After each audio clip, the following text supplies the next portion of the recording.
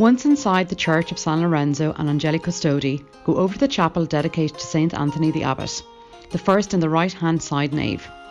Here you will find a canvas showing the Immaculate Conception with St. Anthony the Abbot, St. Anthony of Padua and the Souls in Purgatory, dating from 1892. Surrounded by twisted columns and music-playing angels, flowers and fruit and stucco work. Of particular interest is the vault with 4 paintings, framed by moulded stucco, depicting 4 miracles performed by St. Anthony of Padua: the heretic's mule, the sermon to the fishes, the dead man speaking, and the reattached foot. The 2 miracles of the sermon to the fishes and the reattached foot are accompanied by a tactile graphic on the panel.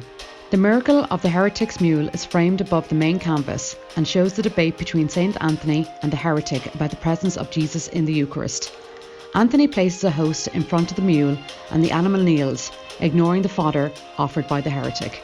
In the frame on the left is a depiction of the miraculous episode of the Sermon of the Fishes. St. Anthony has a young, clean-shaven face and wears a modest brown robe with rosary hanging at his belt. His right hand is raised in blessing and he is facing a shoal of fish who are coming out of the sea. Behind him stands a group of people watching the miracle. A bearded old man with a hat and a wide red fur-trimmed cloak next to a woman with an amazed expression, of whom we only see the head and shoulders, and another face that seems to be of a young girl. The miracle took place in Rimini. When the Franciscan missionary arrived there, the heretic leaders gave orders that no one was to talk with him.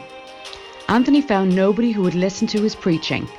As he wandered around between prayers, he ended up at the seashore. Here he found hundreds of fish who miraculously came up to the surface and listened attentively to the saint's words. Above the chapel's arch, we can see another miraculous episode, this one set in Lisbon and showing a dead man speaking. In order to exonerate an innocent man who had been accused of murder, the saint had the murder corpse brought to the courtroom. To everyone's amazement, the dead body sat up and clearly said the name of the true murderer.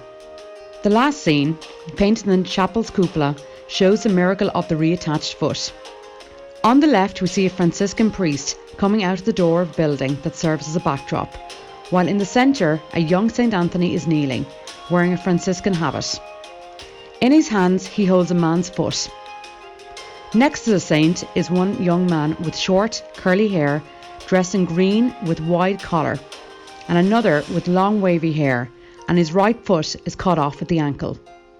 A man had confessed to Anthony that he had been given a violent kick to his mother. The saint said, "The foot that hits the mother or father deserves to be immediately cut off." The man, overwhelmed by remorse, cut his foot off when he returned home, but the saint managed to reattach the foot by making a sign of the cross.